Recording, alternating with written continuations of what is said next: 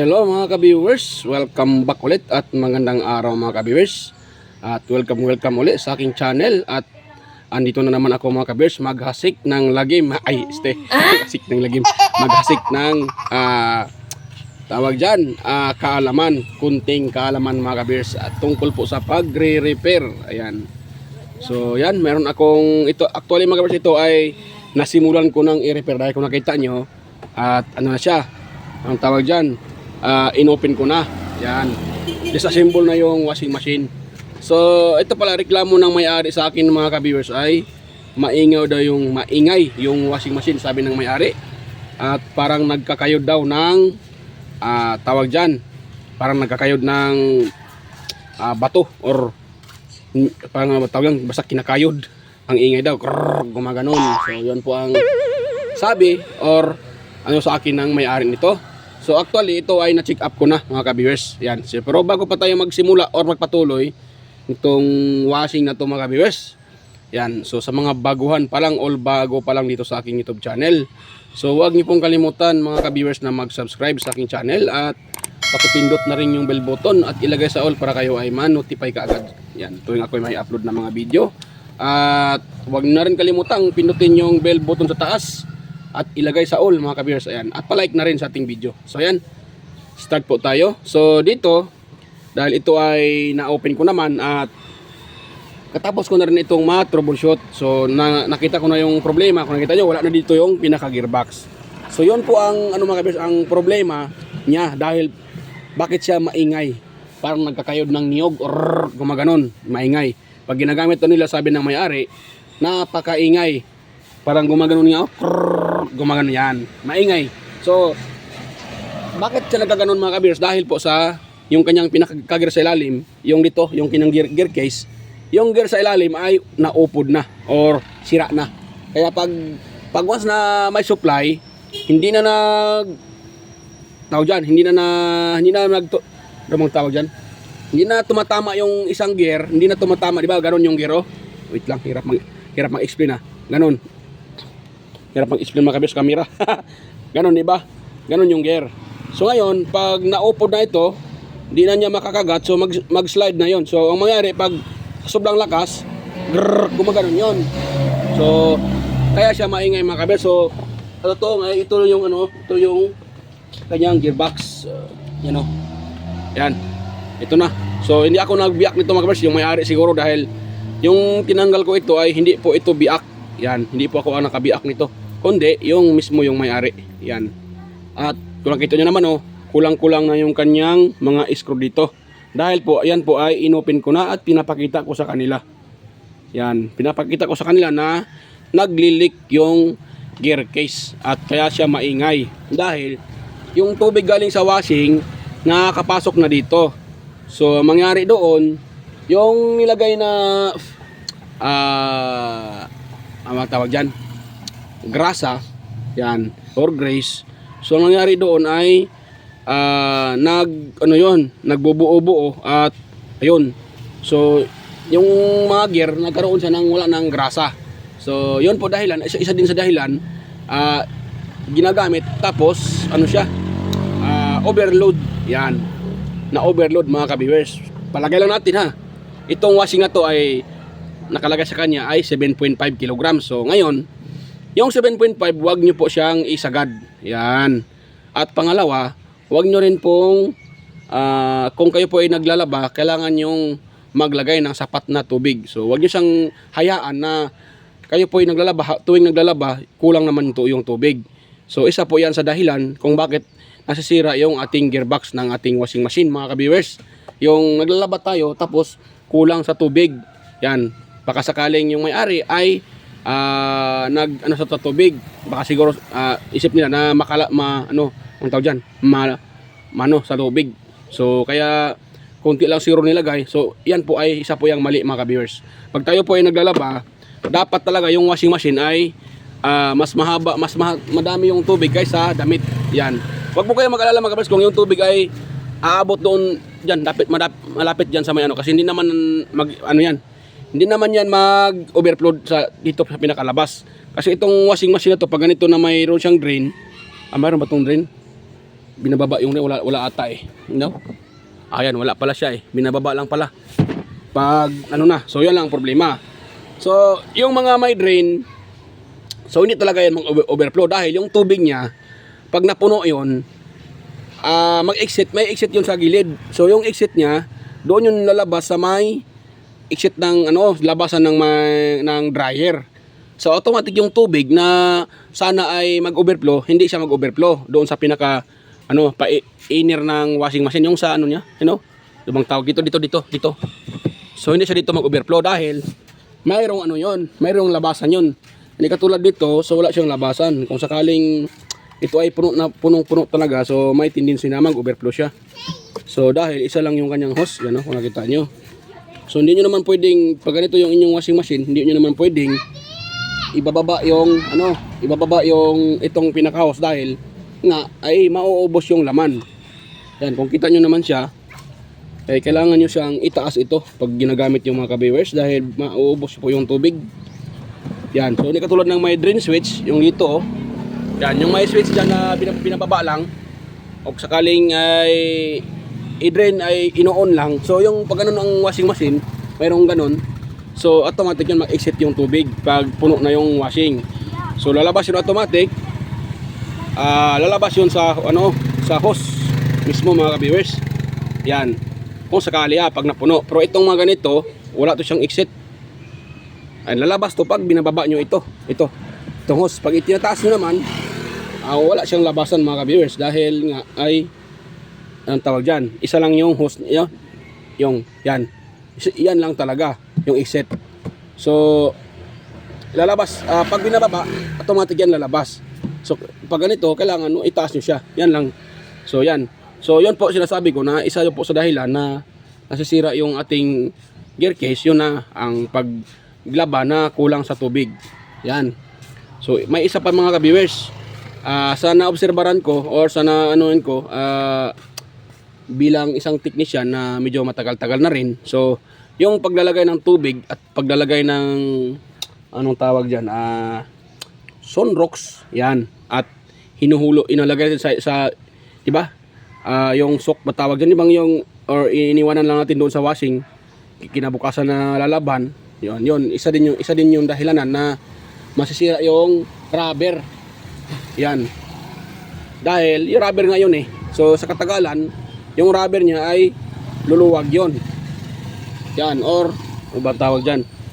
So kaya yung tubig ay papasok sa ilalim. Yan.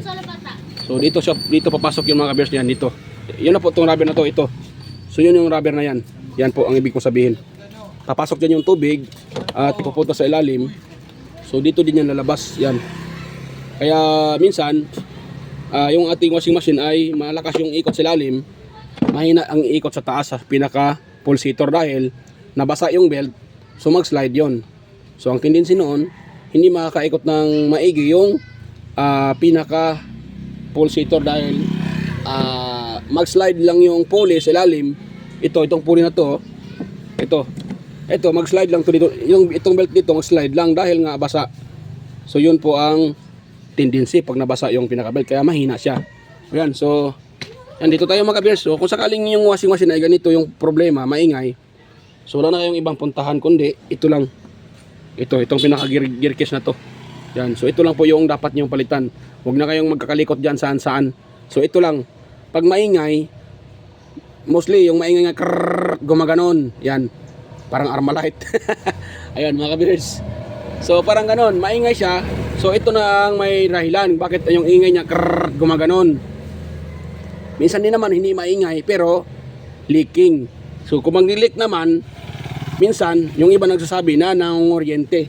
Yon, isa din yung dahilan nangunguryente dahil leaking itong gearbox. So pag yan nga sana sinasabi ko, pag leaking yung gearbox, ito iikot itong pulley, so tatalsik doon sa pinaka dito sa pinaka motor kasi dito nga yung belt, dito yung belt nakalagay din. So sasama sa belt yung tubig, mababasa ito.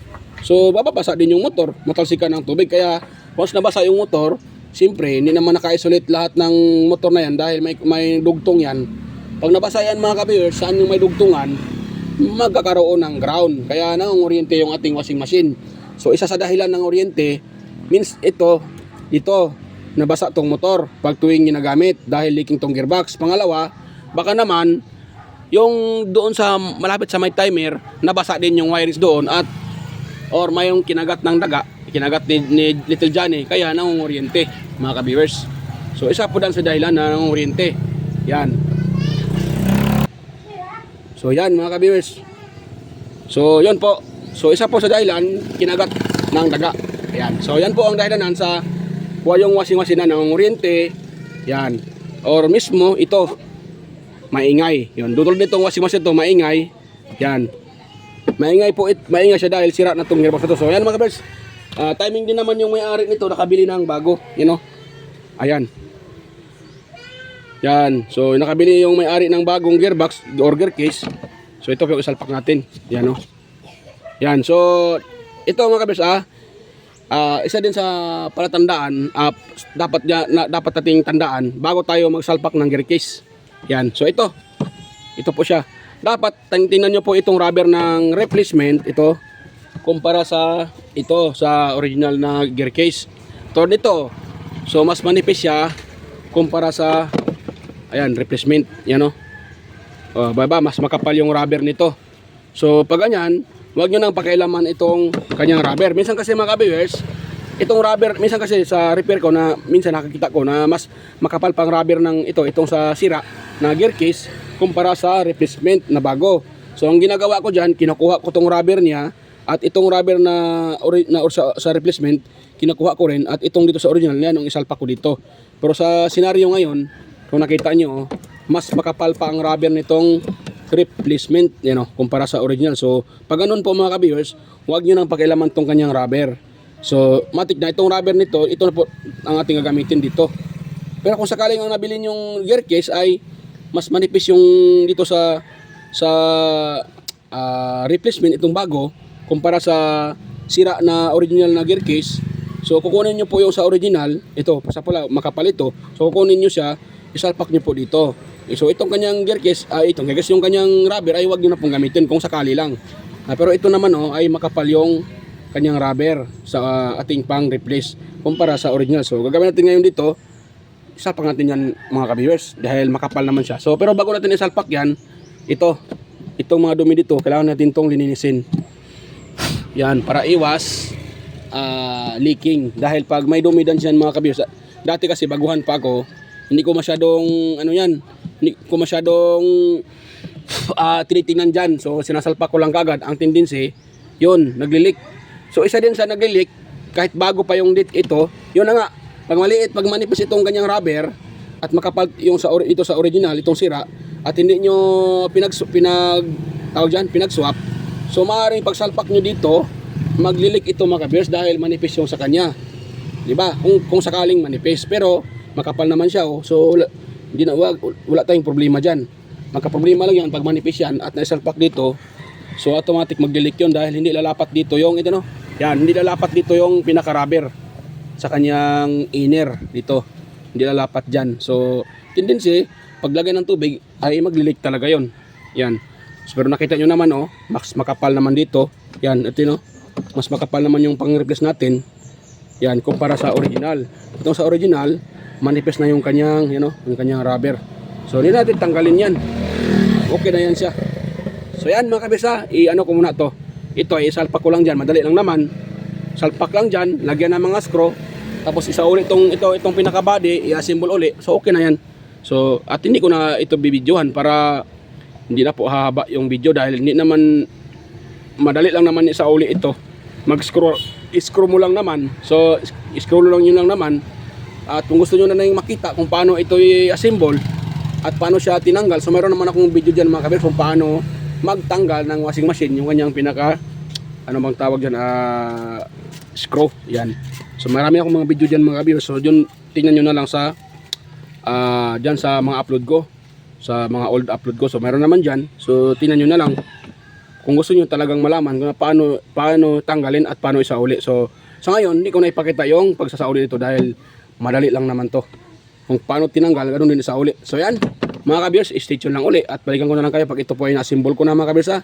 So, ayan. So ayan mga kabiyers, ipakita ko na lang sa inyo kung paano ito i-assemble. Ayan, baka mayroong magsabi na bakit hindi ko ipakita yung pag-assemble ng gearbox or paano siya i-assemble or paano ilagay. So simple lang naman. Ito yung gearbox. Yan, di ba? Salpak nyo lang dyan. Ayan. Ayun. So ganoon.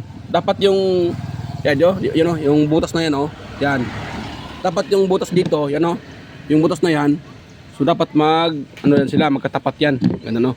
Ayun. So yan, oh. So dapat ganun. Ngayon, ilagay nyo itong kanyang tornilyo. So may ibang gearbox na medyo medyo masikip. So ang ginagawa ng iba, tinatanggal itong pulley. So dito sa gearbox ito ay hindi na siya kailangang tanggalin mga kabiyers, ano? Nakita nyo? Yan, dahil malaki naman yung butas dito. So din naman tayo mahirapan diyan kung sakaling i-screw natin yan, ganun lang, oh. Oh, di ba? Oh. Pero yan, i-screw na yan. So wag niyo munang mga kabiyers, wag niyo munang higpitan. Yan, ganun lang, oh. Wag niyo muna masyadong higpitan yan. Ayun. Yan, ayaw mag-focus. So ayan, wag niyo muna masyadong higpitan. Tapos kuha tayo ng ibang screw niya. So kung dito niya nilagay yan, yung screw na yan, dapat katapat yan ito, di ba? O yan. Yan yung katapat niyan. Huwag kayong maglagay dito. Dahil pag naglagay kayo dito, so maaring hindi itong pagkalagay ng gearbox ay hindi mag-level. So para mag-level talaga, dapat kung dito kayo nang unang naglagay, ano? Oh, diyan maglagay ng una ng screw. So ang katapat yan ito. So dito tayo maglagay pinaka next. Yan. Second paglagay dito. Yan, ganoon pa rin. Huwag niyo muna masyadong higpitan. Yan ang paglagay dyan mga ka-viewers. So huwag niyo siyang masyadong higpitan para pwede niyo pa siya ma-adjust para mag-level talaga yan sila mga ka-viewers. Ano?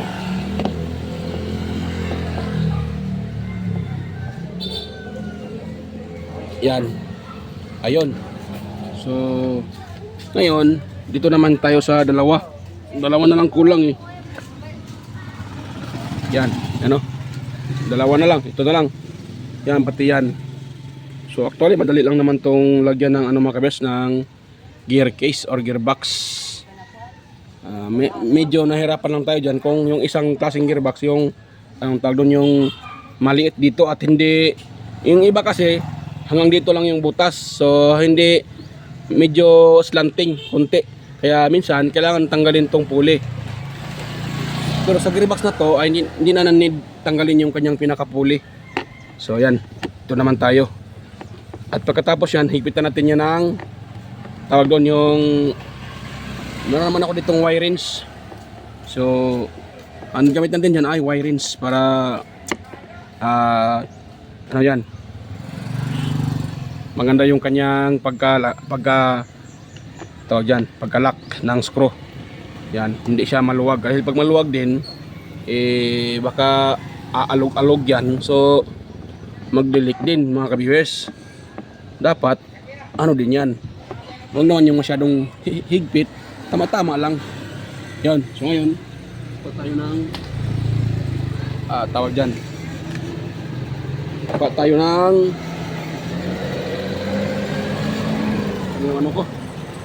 wire wrench. Yan, dalawa. Yan.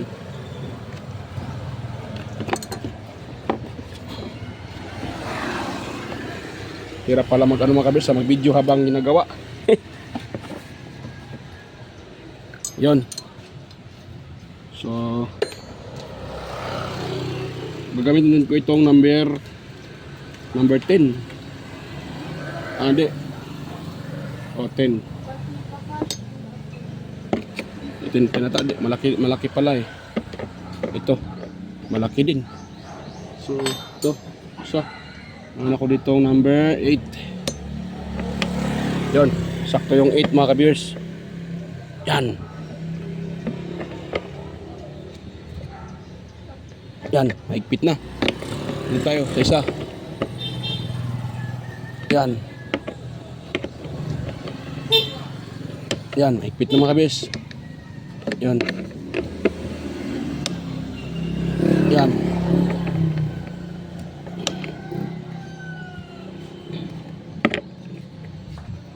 Hirap, ah.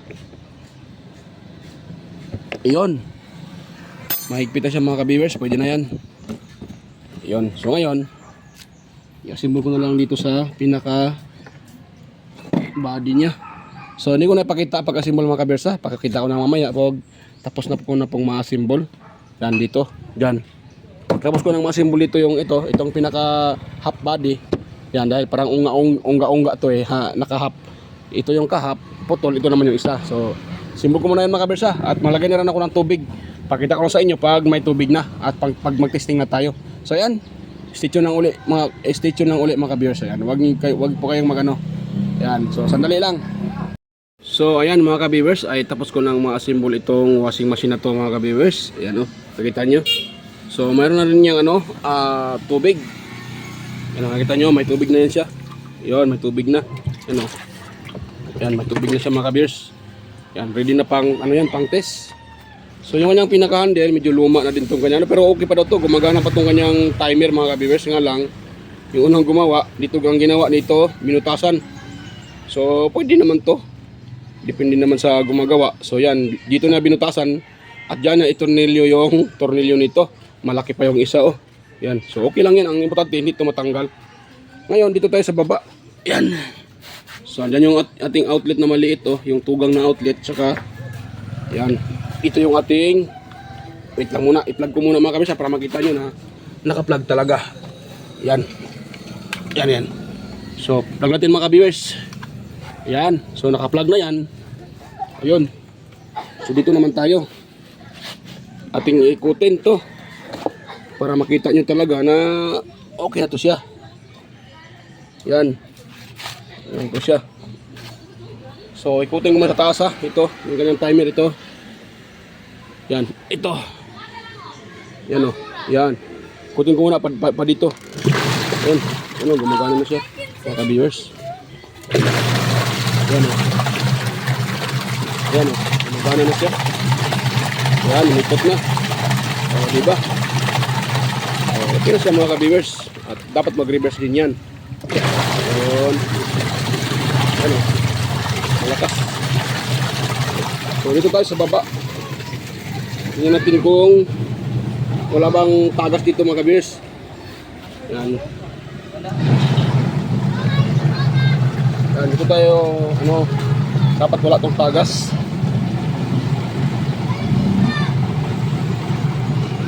Yan. So, supposed to be, wala naman siyang tagas mga ka-viewers. Gumagana naman siya. Wala siyang tagas. Yan o. Yan. So, wala naman siyang tagas sa loob. Ayun, nakita nyo. Pero kanina mga kabisa, bago ko to tawag dyan, kita muna. Bago ko to siya nilagyan ng tubig, nagkaroon siya ng leaking mga kabisa, pero hindi sa gearbox dito, dyan o. Yan o. O, nakita nyo o. Yan o. O, yan o. Yan o. O, yan o yung epoxy. Pakita ko sa inyo ha. Yan, takita sa ilalim. Yan o. Yan o. Yan o epoxy. Epoxy yung tawag dyan, Volcasil. Yan o, kitang-kita ata yung, yan o, yun. Yan, nakita nyo, yun banda sa may sahig ng, ng washing. Yan o, malapit sa may gear case, yung may nanilagay na Volcasil. Ayan. So, dyan nag-leaking dahil may nakabaon na, mga viewers, may nakabaon na, ang ginawa ko kasi, paglagay ko ng pulsator, may nakita akong alambre na nakabaon dyan. So, hinila ko, ganun kahaba oh. Yan, ganun kahaba yung nakabaon. So, yun pala, lumusot na pala dito. Yan o, dyan o. Yan, hinila ko. Yan, so, akala ko ay hindi nakabaon hanggang sa ilalim. Yun pala, ay nakaabot yan sa, yan o. Yung saan nakala, yan o. Yung nilagay ko na Volcasil. So, yung nilagyan ko na ng tubig, ayun. Lumabas yung tubig, mga viewers. So, nag-leak siya dyan. So, pero yung nilagay natin na gear case, wala nang leak. Okay na yan siya. Yan lang dyan, oh. O, kitang-kita naman yan, oh. Yan, oh, yung sa sahig ng washing. Sa sahig yung sa taas, wala. Sa sahig naman. Yan, oh, malapit sa gear case. Yan, yan, oh, Volcasil. Volcasil yan, mga viewers. Hindi po yan epoxy. Volcasil yan nilagay ko. So, okay naman yan. Pag tumigas yan, hindi naman mag-leak yan. Yan. Yan, oh. Oh, kitang-kita. So, yan. So, okay na siya. Wala nang leaking. Yan. So, goods.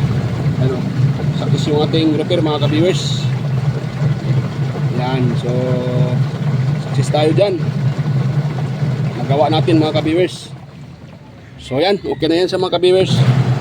Antayin lang natin ito na matapos. At yan, mag-shoutout muna ako mga ka-viewers pala. So yan, so bago pa ako magtapos mga ka-viewers, dahil yan po ay gumagana pa, umiikot pa habang hihintay natin na mag-off yan. So yan, mega loud shoutout pala sa inyo mga ka-viewers, sa mga silent viewers dyan, organic viewers, sa mga subscribers, ayan, sa inyong lahat mga ka-viewers, mega loud shoutout. At ganoon rin kay Sir dyan, si Sir John Santiano, ayan, mega loud shoutout po Sir John Santiano, Sir Randy Trinidad, Sir Alex Paroni, Sir Ryan De Leon, ayan, Sir Florindo Isidro, Sir John Mercado Jr., ayan, Sir Manuel Madukon, si Sir Liberato Kunda, ayan, mega lang sukat po sa iyo Sir, Liberato Kunda, ayan, at ganoon na rin kay Sir Manuel Madukon, Sir Ferdinand Lopez, ayan, at sa kanyang dalawang anak, si Liam Oxy Lopez at saka si Ian Jake Lopez at sa kanyang asawa, ayan, mega lang sukat po sa inyong mag-ama, sa inyong pamilya, sa mga Lopez family. Ayan, mega lang shoutout po. At kay Sir Edgardo Junior Dato Talavera, Edgar Macam, Vicente Mipuso Bandiquillo, si Brother Ronquillo, ayan, Emerald Quillosa, Cesar Plistado, ayan, at si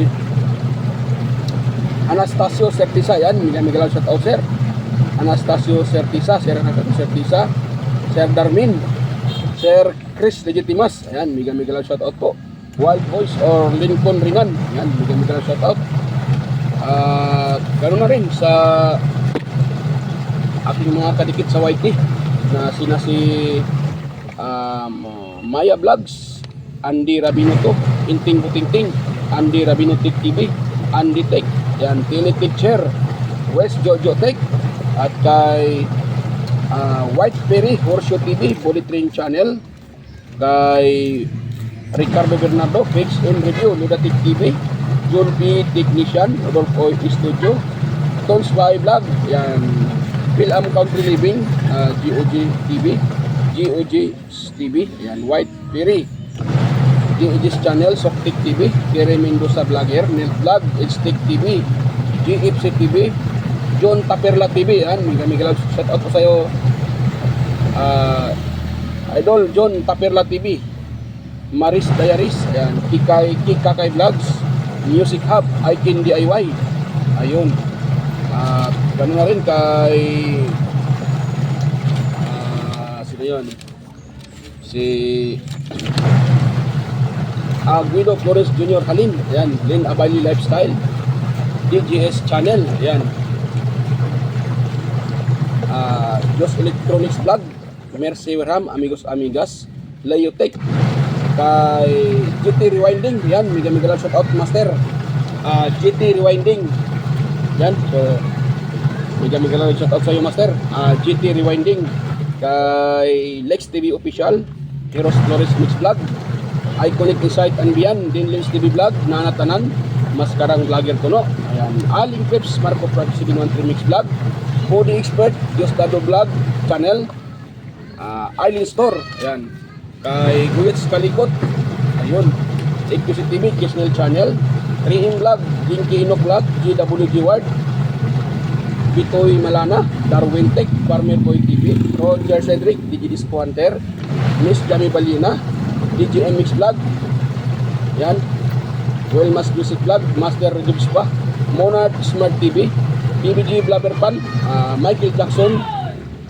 si Kayari Vlogs, Ate Mers, Kakaaro Vlog, Lenel Daijo Budiso, Nanay Ruby Channel, Danny TV Vlogs, Brother Joey Music, Simple CM, Rickman Vlog, ayan, mega lang shoutout sa iyo bay, Rickman Vlog. So ayan, so sa mga hindi ko nabanggit ay pasensya na po mga lods, dahil yung isang listahan na bago ay hindi ko alam kung saan ko nailagay nung isang gabi.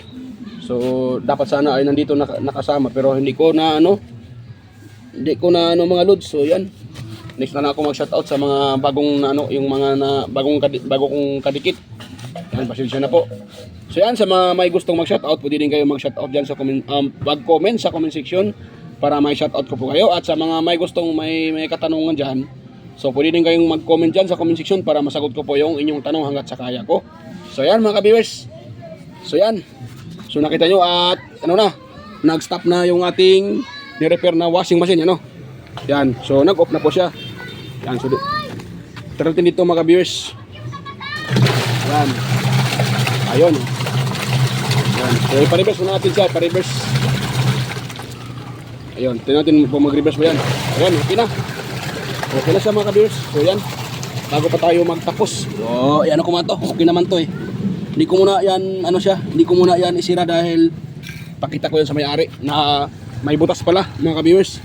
Kailangan malaman ng may-ari na may butas yan. Para malaman din niya na may butas pala yung kanyang washing. Yan. So yan.